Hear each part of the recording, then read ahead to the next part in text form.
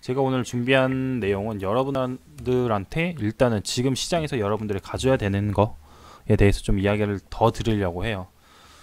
저도 요즘에 책을 읽고 있는 게 있는데, 이거 시장의 마법사들이라는 책이에요. 이거 아마 읽어보신 분들도 있을 텐데 좀 유명한 책이긴 하죠. 이 책도 유명한 책이기도 하고, 좋은 책인데, 이 책을 읽으면서 제가 느꼈던 거를 좀 이야기 드리려고 하는데, 이게 좀 예전에 나온 책이어서 이게 2006년에 이제 책이 나왔고, 이게 이제 보시면 세계 최고의 트레이너들과 나눈 대화라고 되어 있잖아요. 그래서 70에서 80년도 시기에 막 월가에서 돈을 엄청 많이 번 그런 투자자들을 상대로 해서 이제 이야기를 나눈 건데, 그리고 그 투자자들이 어떤 부분에서 이제 매매를 어떤 방식으로 했는지가 담아 있는 책이에요. 그래서 이걸 좀 읽어보시면 도움이 많이 되실 거고, 저도 지금 읽어봤는데 몇몇 분들이 일단 책 내용부터 할게요. 제가 책 내용부터 하고 다음 거부터 하고, 책 내용에서 저도 지금 이제 이 책 파트가 5가지 파트로 구성이 되어 있어요. 보면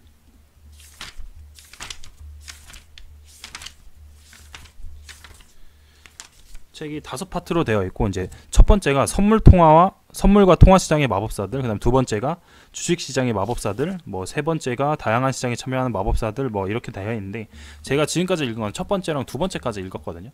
그래서 선물 트레이드 하시는 분이랑 이제 주식 투자 하는 그런 사람들의 얘기인데, 거기서 나온 것 중에 제가 좀 인상 깊게 읽었던 거는 좀 올해 다이어리에다가 적어놨어요.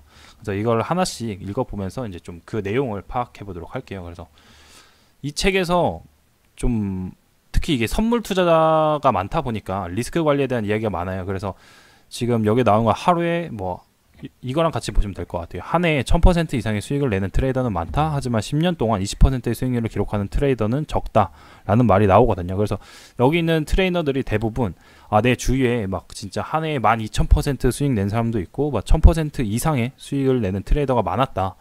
그러나 그 사람들이 단 한 번의 실수로 인해 이제 계좌가 결국 거덜나고 10년 동안 20%의 수익률을 기록한 트레이더는 적다라는 이야기를 해요.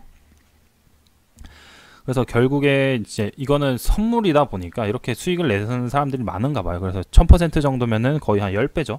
10배 정도 수익을 내는 트레이더가 한 해에 그 정도의 수익을 내는 사람도 많고, 그리고 최근에 올해 3월에 주식을 처음 시작하시는 분들이나 이런 분들은 올해 수익 내신 분들이 많을 거예요. 2배, 3배 내신 분들도 많고 참 많은데, 근데 결국에서 이 사람들이 이야기하는 거는 계속해서 이 주식시장에서 살아남으려면 꾸준한 수익이 필요한데, 그 수익을 기록하는 트레이더는 적다라고 이렇게 이야기를 하거든요. 그래서 이 이야기도 결국에는 리스크 관리를 어떻게 하느냐라는 것 같아요. 그래서 1000%를 벌 수 있는 사람은 전 재산을 날릴 수 있다라고 생각을 해야 된다라는 말도 있는데, 그 부분이 아마 저는 좀 인상 깊었어요. 그래서 저도 계속해서 수익을 쫓는 시기가 있었고, 지금은 좀 안전적인 그냥 꾸준하게 계속해서 수익을 낼 수 있는 방법을 찾고 있는데, 이러한 것들을 의미하는 거는 결국에서 리스크 관리를 어떻게 해야 되느냐.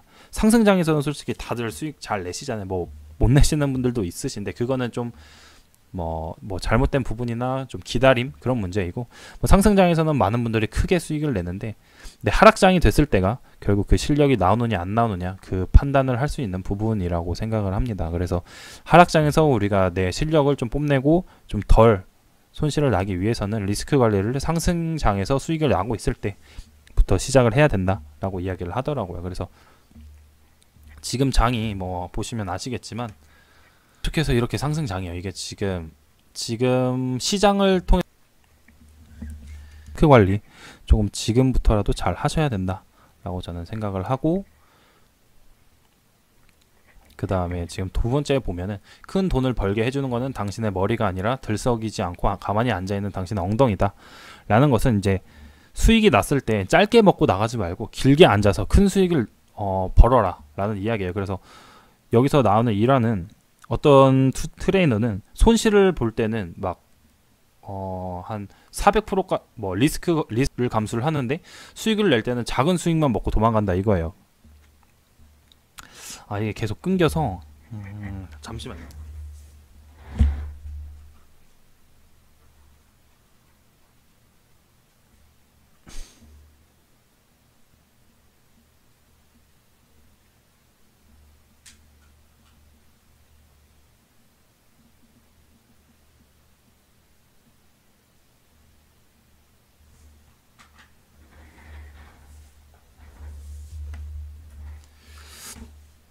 네, 지금은 이제 조금 끊김이 아마 덜 할 것 같아서 네, 보시면 빨리 하도록 하죠. 끊기지 않게 빨리 끝내도록 할게요. 그래서 뭐 수익을 낼 때 좀 진득하니 앉아서 수익을 크게 내라 이런 이야기고, 그다음에 이것도 가장 중요한 게 절대로 정확하게 상투에서 팔 수 없다. 현금화한 후 주식이 더 오른다고 책망하지 마라 라고 저도 몇 번 이야기 드렸었는데, 사실 정확하게 고점을 찍을 수 있는 거는 그 종목을 운전하고 있는 주포밖에 없거든요. 그래서 여러분들이 절대로 정확히 상투에서 팔 수 없기 때문에 어느 부분에서 내가 매도를 할 건가, 그런 걸 좀 생각해 두시면 좋을 것 같아요. 그래서 제가 이 부분은 좀 많이 이야기를 많이 드렸죠. 그래서 장대 양봉이 크게 나오기 시작할 때부터 매도를 하시는 게 가장 좋습니다. 이런 부분은 어차피 고점이라는 걸 알기 때문에 분할 매수로 대응해 나가시면서 장대 양봉이 나왔을 때는 매도를 한다라고 생각을 하시면 좋을 것 같고, 그 다음에 주식이 어려운 건 포지션을 작게 하면 의미가 없고 포지션을 크게 하면 리스크에 노출되기 때문이다. 그래서 적정한 포지션을 유지를 해야 된다라고 하는 건데, 이게 참 어려운 것 같아요. 저도 그렇고 아마 여러분들도 아마 좀 어려우실 것 같아요. 이런 부분이 포지션을 너무 작게 하면 사실 수익이 너무 적고, 그렇다고 포지션을 크게 하자니 리스크에 노출된다. 그 문제가 좀 가장 크고, 또 이야기하는 거는 분산 투자는 무지한 자들을 위한 해치다 라는 이야기도 있더라고요. 그래서 뭐 분산 투자는 무조건 저는 좀 하는 것을 선호하는 편이에요. 근데 그래도 한두 종목 정도는 여러분들이 확실히 비중을 실어서 내 계좌를 뻥튀기 할 수 있는 그런 종목들을 고르셔야 된다 라고 생각을 합니다. 그래서 이 책에서도 이러한 것들이 나와 있어서 네, 여러분들도 좀 무조건 분산 투자가 옳다라는 식보다는 내가 확신이 있는 그런 한두 종목에 비중을 실을 수 있는 그런 매매를 하시는 게 아마 계좌 늘려 나가시는데 더 유리하실 거예요. 그리고 하락장에서 매매는 방어적으로 하고 상승장에서 매매는 공격적으로 해라. 그래서 사실 지금 상승장에서 가장 투자 수익이 잘 나고 수익을 많이 보시는 분들은 아마 공격적으로 매매를 하시는 분들 중에 단타 하시는 분들이 아마 수익이 가장 많이 나실 거예요.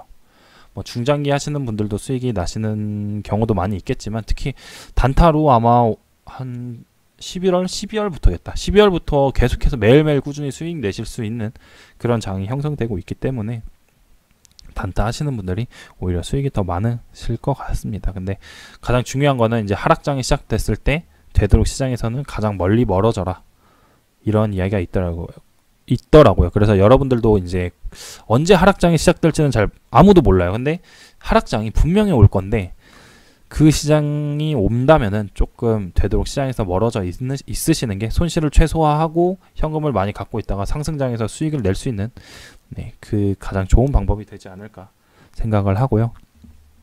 그리고 매매에서 가장 중요한 수칙은 방어를 훌륭히 해내는 것이다 라는 이야기가 있어요. 그래서 결국 공격적으로 매매를 하시기보다는 뭐 제가 이걸 총 정리해서 이야기 드리면은 결국에 리스크 관리를 잘 해서 꾸준히 수익을 낼 수 있는 사람만이 주식시장에서 오래 살아남을 수 있다 라는 거고, 현재 시장에서 이야기를 드리면 현재 시장에서 수익 내신 분들은 많은데 과연 이거를 내년 내후년 올해 내년 내후년까지 이끌어 갈 수 있을까 라는 거를 잘 생각하시고, 지금부터라도 리스크 관리를 어떻게 할 건지 이런 거를 좀 생각해 보시면 좋을 것 같아요. 그래서 제가 제안 드리는 가장 큰 방법은 여러분들의 지금 총 계좌 중에 얼마를 이탈시키면 그냥 전부 현금화 하겠다, 이 생각을 좀 염두에 두시고 매매를 하시는 게 좋을 것 같아요. 왜 이런 이야기를 드리냐면, 뭐 주식은 과거가 반복되고 뭐 그렇다고 하잖아요. 그래서 보시면 아시겠지만 이게 급락이 나온 만큼 급등이 이렇게 나올 수 있었던 거예요. 이게 안 나왔더라면 이게 나올 수 있었을까를 생각해보면 그러기는 좀 어려웠을 거란 말이죠. 근데 이렇게 또 급등이 나왔다. 그럼 반대로 어떻게 되겠어요? 이런 급락이 나올 수 있다라는 것을 의미하겠죠. 뭐 그 과연 이 하락 트리거를 당기는 게 어떤 게 될지는 모르겠어요. 뭐 당분간 금리 인상에 대한 이야기는 아직 안 나올 텐데, 뭐 금리 인상에 대한 이야기도 언젠간 나오겠죠. 뭐 금리를 계속해서 인하를 할 수는 없잖아요. 어느 순간에는 금리를 인상시켜야 되고, 그다음에 지금 뿌려놓은 유동성을 회수를 해야 될 텐데, 그런 시기가 되던가, 아니면은 뭐 코로나는 조금 이제 이슈가 많이 잠잠해진 것 같고, 네, 하여튼 뭐 특히 그런 문제라든지 아니면 부채에 대한 문제가 터지면 아마 지금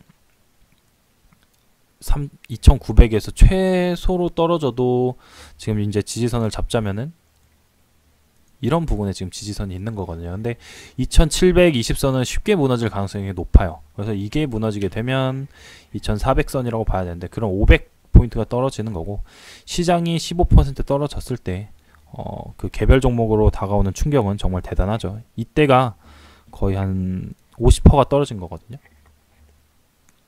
보시면 2200에서 2400이 됐으니까 1400이 됐으니까 한 800이니까 한 40%가 떨어졌다고 봐야겠죠. 한 40%? 그쵸. 40%에서 뭐 30 몇 퍼센트 40%인데, 그럼 되짚어보면 이때라고 볼 수가 있거든요. 1800이 떨어져서 1800이 되었을 때, 이때 그 공포심은 정말 이때 주식 했던 사람들만 느낄 수 있는 그 공포심이었을 거예요. 이전 저점도 다 이탈을 시켰고 여기까지 내려온 게 진짜 참 공포적인 시장이었죠.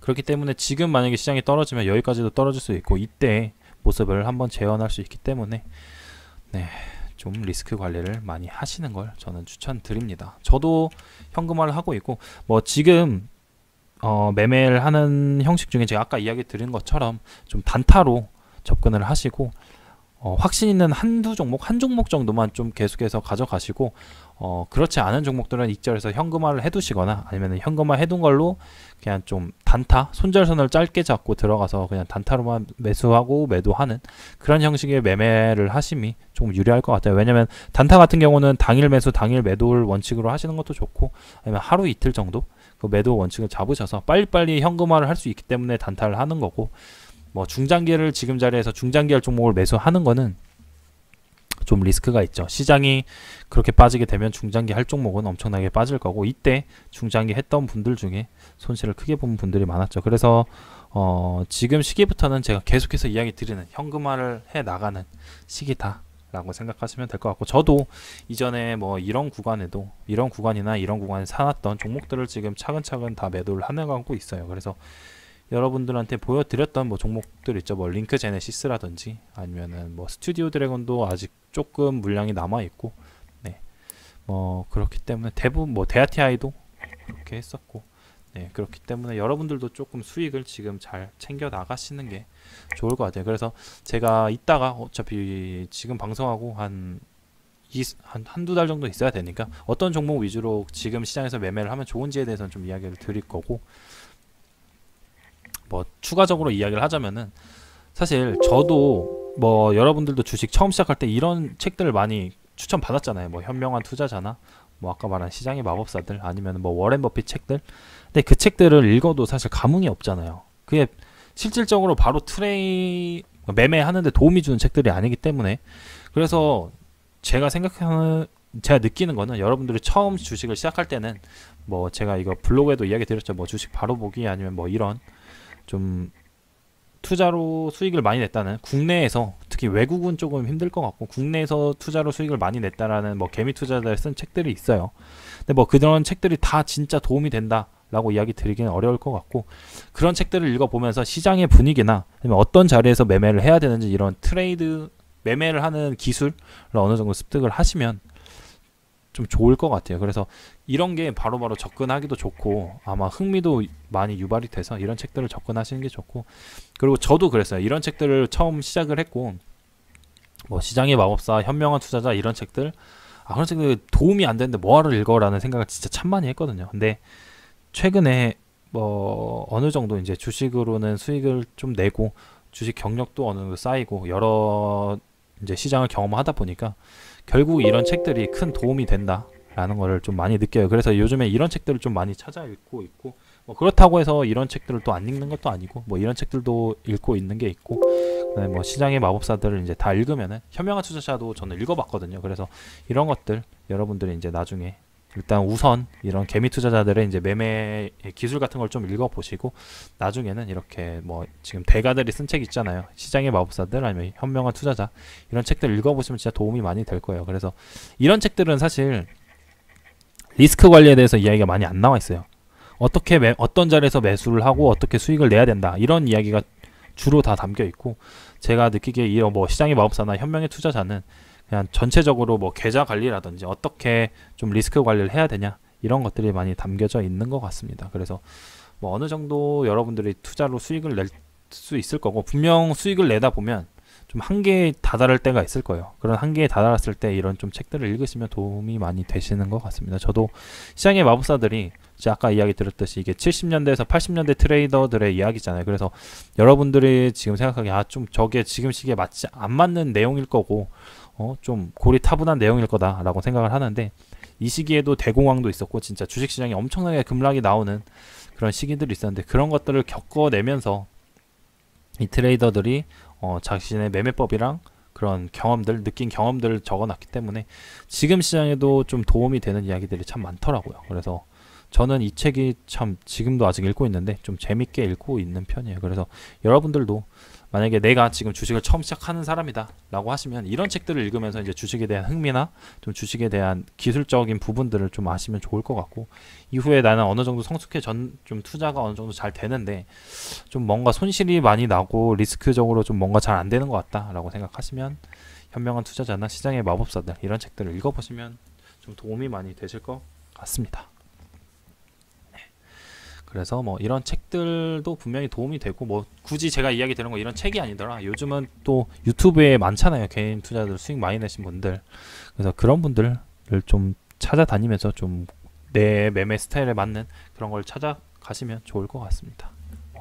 제 강의를 들으셔도 충분히 수익이 잘 나실 수 있고, 하여튼 그렇게 해 나가시면 좋을 것 같습니다.